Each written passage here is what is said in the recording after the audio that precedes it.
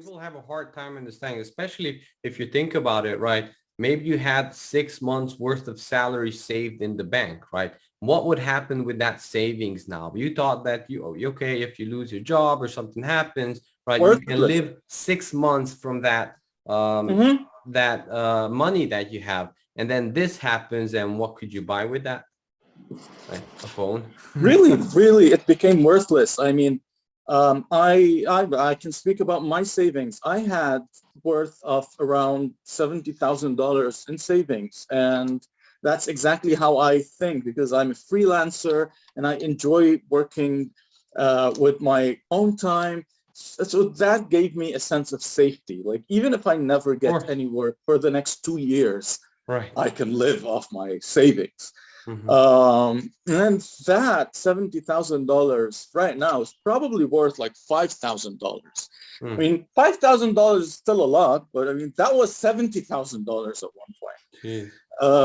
So that is barely enough for a couple of months right now. So there's a difference between being safe for 2 years and being safe for 2 months.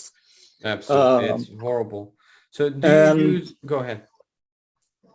um, Another thing that I thought of something I wanted to tell you about. If I remember it, I'll share it later. Yeah, go ahead. So do people use cryptocurrencies or alternative ways how to trade? Let's say what happened with the money in PayPal or something like that, Hmm. not local banks, but maybe these Not really. bigger international entities. And is Bitcoin or something like that being used to trade? Was it ever? What happened with that on that front? Not really. So the Lebanese market is a very, very traditional market. People barely even use credit card in regular days. So just the younger people who use credit cards. A lot of places don't even accept credit cards or debit cards. It's just plastic money. It's not like you still Hmm. feel weird paying in plastic money. Like some people, like they're not used to that. Right. So so speaking about using cryptocurrency and any forms of alternative trading is not realistic. It definitely happened, but it was more of like a marketing stunt or between. We definitely got a spike in Bitcoin miners, but a lot of them are just, jobless guys who heard that you can make $200 a month. So they don't know much about it, and it's not really used by the market. And it's not, I wouldn't even call it a boom in crypto mining. It was like a very localized boom, if you want to call it. With most international online monetary institutions already do not work with Lebanon because Lebanon has the banking sector in Lebanon follows banking secrecy laws. So I cannot give PayPal access to my account, and they cannot function without that access. So a lot of you cannot use PayPal if you're Lebanese,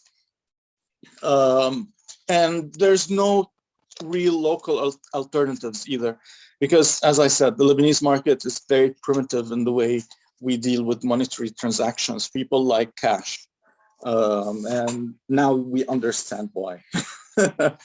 um, so the only way things were innovated was between all the different currencies. Like, hey, if you really just only want to pay me with your bank dollars, I'll give you a deal based on that. So that's how people innovated, but not true innovation yet.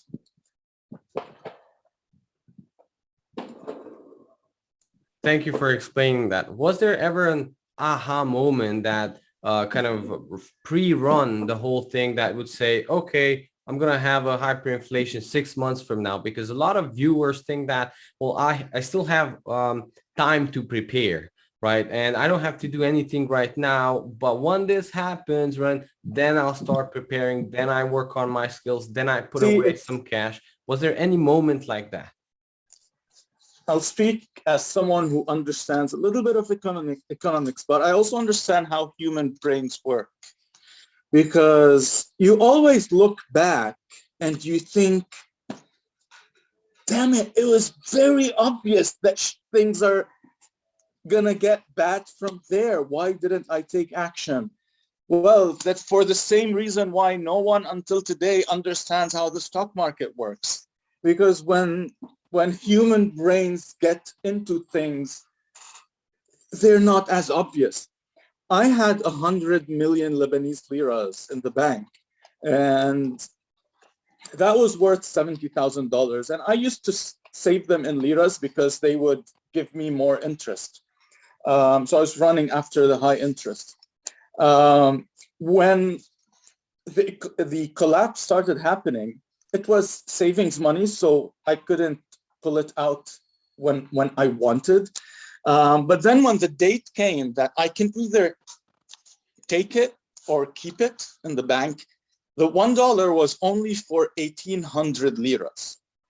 So that was barely a 15% increase, right? So it was 1,500 for the dollars, 1,500, and then just 1,800. And that's when I was thinking, Ali, should I get my liras and turn them to dollars? But 15% on $70,000 is a really big number.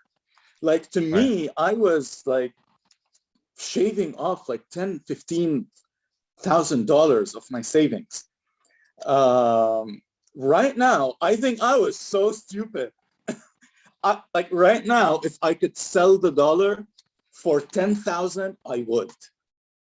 And back then, when it was only 1,800, it was so mentally challenging because you know that you're losing money if you accept buying dollars from the market, black market at that rate. But then no one ever imagined that the dollar would become 2,000. Like it's not something that the Lebanese people are used to for the past, like there is a whole generation that has never seen a currency devalue. So my parents' generation, they saw a devaluation during the Civil War, but right now it's not part of today's society. So people thought if the dollar ever becomes 2,000, oh my God, people will be on the streets and like killing. Well, didn't really happen. Like it just kept rising, and everyone says, "Oh, it's never gonna get to 5,000." That's like no way. We cannot even imagine that. And I still see people till today who live that illusion. Today, the 1,500 is worth 15,000. That's like you lost 90% of the value of your money. That's and horrible. People still think that things are going to get back to normal. The way they are. They still think that it's a small crisis and it's going to get resolved. Temporary people inflation. Still think that, oh, it's no way going to get to $30,000. And then my only argument is, well, when it was 2,000, did you even imagine it's going to get to 5? And your brain just keeps playing tricks because you want to avoid that admission of loss. Yes, the psychology, absolutely. The whole market is psychology. You're correct with the stock market. Nobody can predict it. It's just mass psychology or psychology that happens to the human psyche or subconscious. And you definitely take more risk with the stock market. You know, the typical thing is when someone like practices on virtual and like green, and then they go on to the real market thinking that they're super ready. They'll do the same things, but then it's red, green, red. And it happened with me because when you're in the middle of it, there are things that you could never learn. There are things, I mean, you could learn how to manage your emotions. You could learn how to manage your fear because in real life, there is greed. In virtual life, there's no greed. There is like very success. Well put, yes. In real life, you start thinking, oh my God, what if I wait a little bit more? You know, in fake life, it's very easy to close a winning position, like because you're not losing anything by closing that. But in real life, how often do you feel comfortable like closing a winning position? Because it takes a lot of experience and learning because those emotions they play a big role in even our everyday lives, the way, I mean, I experienced and I saw it. So would have maybe investing in the Lebanese stock market save you from this? If you would have stored your money in certain Lebanese company stock, would that be softening the blow? Is it actually inflating? Would you have made or gained purchasing power? I'm not sure. I mean, you don't have to go into the detail, but just what your opinions are about it. There are definitely opportunities that could have been made. Um, the simple choice of saving your money at home, which some people do, would Right. have totally flipped your economic class Wow. compared to your neighbor who put their money in the bank. Like, let's say you both of you have $20,000 and you're both middle class, I'm just putting numbers. Right. And but he chose to put his money in the bank and you chose to keep your money at home. And then this happened. And now he is ultra poor because he can't even get the money from his bank. And you're $20,000 right now because the market does not inflate in parallel with the currency because of different factors. So at some points, the currency was like 5 times inflated, but the market, like the commodities, the food, were only like 20% inflated. So your purchasing power, like people would do things they never did before. Some people who never afforded like going to a resort now can afford it. Some people made like really used that to the max. That it became a cultural phenomena where people were labeled as insensitive. Right. Because a lot of people can afford going to places, vacations. They could go and spend every day in a summer resort and they would Instagram things. And there was a whole movement about the ethics of that. There are people who now can go to 5-star restaurants because their meal costs them $3 instead of $30.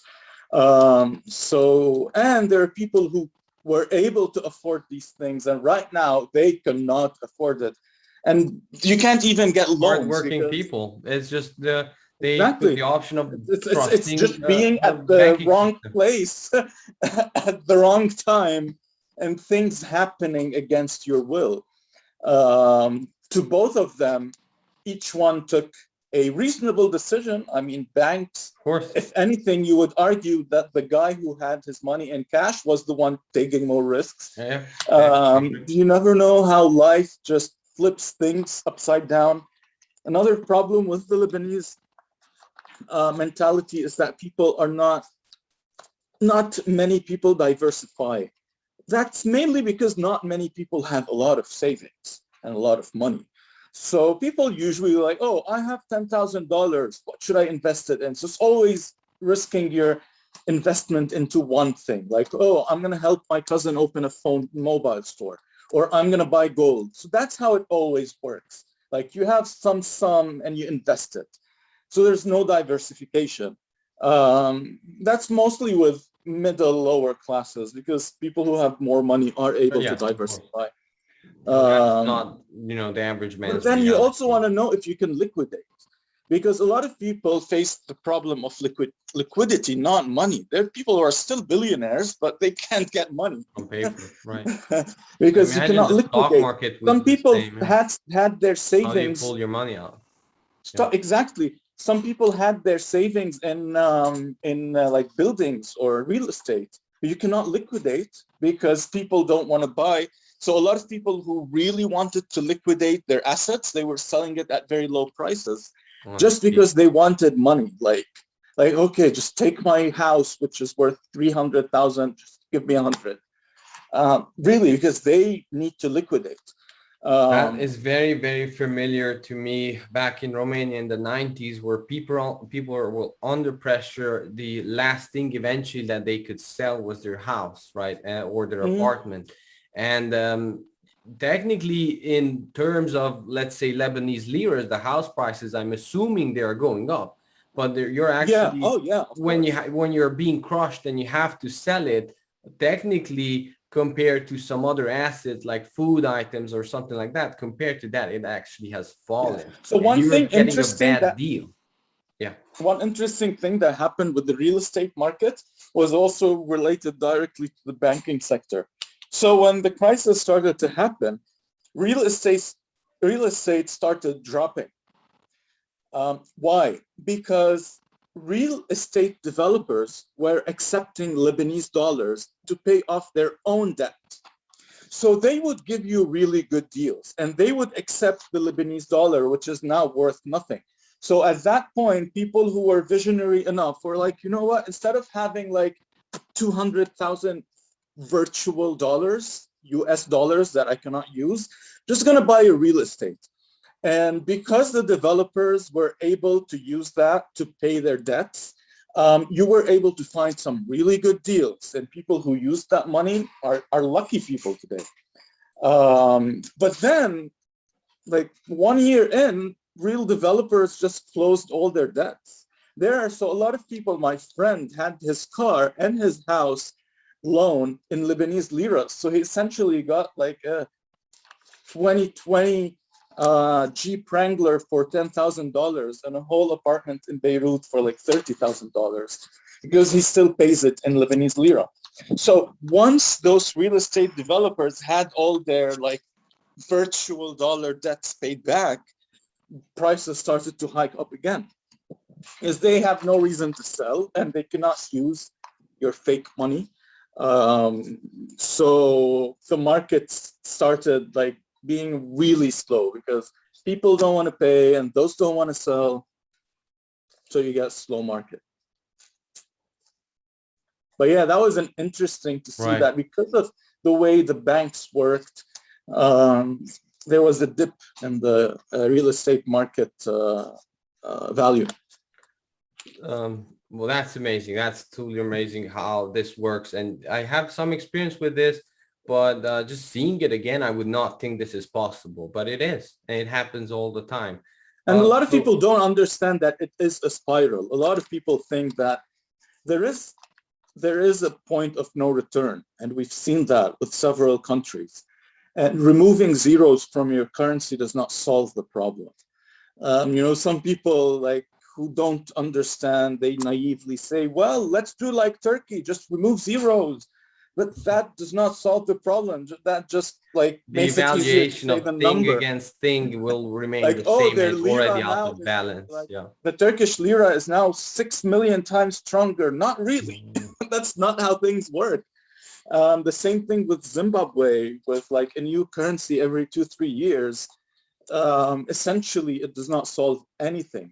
And it is a spiral where the only solution, as long as you don't fix the economy, the only solution would be print money and create this endless wheel where the It has prices to just reach the keep bottom. rising. It has to reach the bottom And and it will keep solve. going. It can keep going forever and ever unless you fix the actual problems of the banking sector.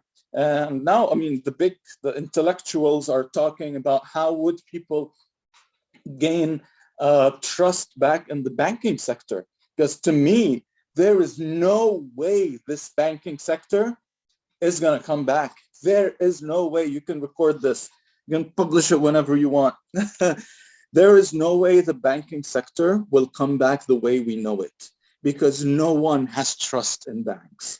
I think No you one. touched on a very important People are point is not trust. putting any lira, not even $1 in the bank.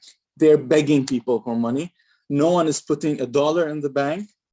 Some people get paid for transfers from outside. We get them in dollars because the bank it came in dollars. So we call these fresh dollars. So that's the best dollar you can ever have.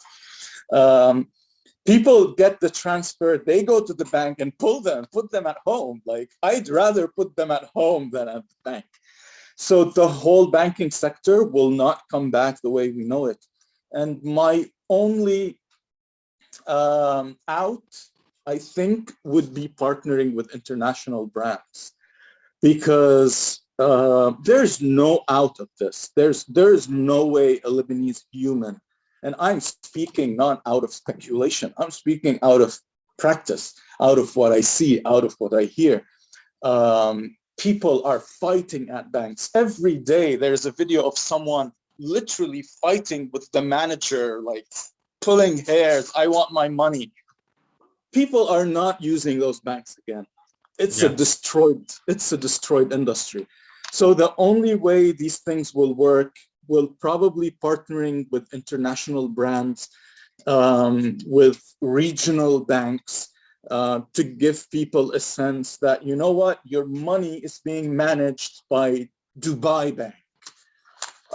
And that's the only way that the Right. banking sector can catch up. I have relatives in Romania that ever since the 90s, and we went through this and lost a lot of money in the banks.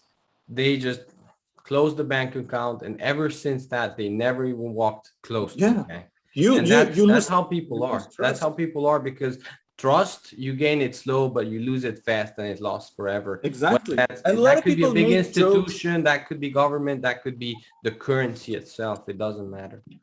So So Lebanese people are known for being fun and making jokes. And a lot of people started using the slogans used by banks and making big jokes out of them, because you know the slogans like we we know your we respect your needs. Like every bank has the right. slogan like together till the end, or random like very emotional things like your security is with us. Mm, We understand you. So every bank has a slogan in Lebanon, right. and people already used to make jokes out of these slogans. So needless to say, the jokes that are being done now, because apparently none of those slogans are real. So you touched on gold just a little bit, and I know my viewers and a lot of YouTubers who are interested in Yeah. these things, what's happening. Can you tell us what would have happened if you would have kept at least some part of your savings in physical gold at home, or maybe digital gold and maybe an ETF or something like that?